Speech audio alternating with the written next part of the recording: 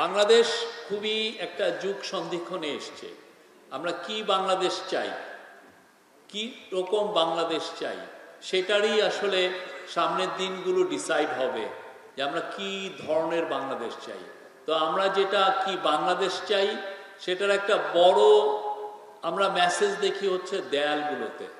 দেয়ালে একদম সবাই, আপনারা সবাই, আপনাদের মধ্যে কেউ কেউ লিখে দিয়েছেন কি বাংলাদেশে। আপনারা বলেছেন রাষ্ট্র সংস্কার চাই, আপনাদের বলেছেন যে মাল্টিকালচারাল বাংলাদেশ চাই, মাল্টি ফেথের বাংলাদেশ যাতে একটা হারমোনির সাথে বাস করতে পারে সেই বাংলাদেশ চাই।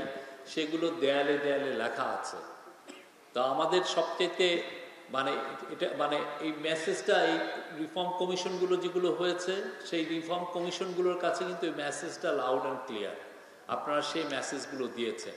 তো আমরা চাই আগামী দিনগুলোতে এই যে রিফর্ম কমিশনের যেই ইয়েগুলো নিয়ে এখন যে ন্যাশনাল ঐক্যমতের যে কমিশন যে কাজগুলো করছে পলিটিক্যাল পার্টিতে, আমরা চাই যে ওরা তো ওদের মতো ডায়ালগ করবে, এই ডায়ালগটা যেন আপনাদের এখানেও হয়। আপনারা করেন, আপনারা ডিবেট করেন কি বাংলাদেশ আপনারা চান, কতটুকু কি রকমের বাংলাদেশ চান, এখানে মানুষের অধিকারটা কীরকম হবে, আপনি কি ধরনের, কতটা প্রসপারাস, কতটা লিবারেল, কতটা প্রোগ্রেসিভ, আপনি কি বাংলাদেশ চান, এই পুরো বাংলাদেশটা কীরকম হবে, এইটা আপনারা এখানে ডিবেট করবেন। আমাদের আশা যে এই ডিবেটে সমস্ত এই ঢাকা কলেজে যতগুলো ছাত্র, সংসদের যতগুলো ছেলে মেয়ে আছে সবাই এটা পার্টিসিপেট করবে। এটা খুবই এসেনশিয়াল।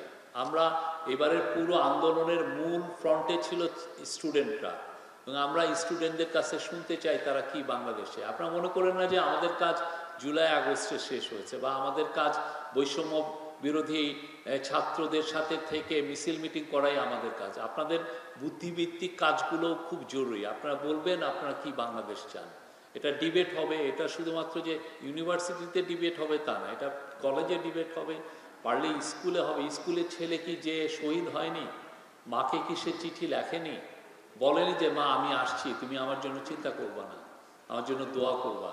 তো এইটা তো প্রচুর, শহীদ আহনাফ এই চিঠি লিখেছে, অনেকগুলো চিঠি আছে। এটা আপনাদের এখানে হবে যে মাদ্রাসার ছেলেরা যে আন্দোলনে নামলো তাদের সেখানে সেই ডিবেটগুলো হবে। বাংলাদেশের আনাচে কানাচে আগামী 6 মাস আমাদের ইলেকশনের আগ পর্যন্ত, ইলেকশন তো আপনারা জানেন যে ডিসেম্বর বা আগামী বছরের মার্চের মধ্যে হবে। তো এর আগে আমরা এই ডায়ালগগুলো চাই, এবং এই ডায়ালগের মাধ্যমে শুধুমাত্র আমরা আপনাদের কাছে মেসেজ পাবো তা না, আপনারাও জানবেন যে একটা দেশের রাষ্ট্র ব্যবস্থা কীরকম হয়, কীরকম করলে দেশে সবাই জব ভালো ক্রিয়েট হয়, দেশটা প্রসপারাস হয়, দেশে পিস অ্যান্ড স্ট্যাবিলিটি আসে, এবং যে দেশে সব ধরনের মানুষ কিভাবে হারমোনির সাথে বাঁচতে পারে, এবং যেখানে কিভাবে সমস্ত মানুষ তার রাইটস, সমস্ত মানুষের রাইটসটা অক্ষুণ্ণ থাকে। এই রাইটসগুলো কি, এগুলো তো আপনাদের সবাই জানা উচিত। এবং একটা মাইনরিটি যখন বড় হয় বাংলাদেশে, সেও যেন তার রাইটসটা যাতে খর্ব না হয়, সেগুলোও যাতে এনশিওর হয় এই ডায়ালগের মাধ্যমে। আপনারা এই ডায়ালগগুলো করবেন, এবং এই ডায়ালগগুলোর আপনাদের যে আওয়াজগুলো আমাদের এই ন্যাশনাল ডায়ালগে এটা পৌঁছবে আমরা আশা করি। বাংলাদেশ সত্যিকার অর্থে এটা একটা যুগ সন্ধিক্ষণের সময়। এখানে আমরা সবার পার্টিসিপেশন চাচ্ছি এই ডায়ালগ ডিবেটে। আমরা অনেক মিছিল করেছি, আমরা অনেক মিটিং করেছি, তা আমার মনে হয় যে এখন অনেক বেশি ডিবেট করা উচিত, ডায়ালগ করা উচিত। এটা খুব এসেনশিয়াল। অবশ্যই যারা স্বৈরাচারের যারা দোসর, তারা চাবে যে এই আমাদের ডিবেটগুলোকে দূরে সরিয়ে রাখতে, আমাদের মধ্যে বুদ্ধিভিত্তিক চর্চাকে তারা চাবে যে ডিসরাপ্ট করতে। তারা প্রতিদিন ফেসবুকে মিথ্যা নিউজ দিবে, মানুষকে বিভ্রান্তিতে ছড়াবে। আপনাদের একটা জব, আপনাদের যারা জার্নালিজমে প্রশিক্ষণ নিলেন, আপনারা দেখবেন যে কিভাবে বিভ্রান্তি ছড়ায়। সেক্ষেত্রে আপনারা জানাবেন মানুষজনকে যে এই নিউজটা ফেক।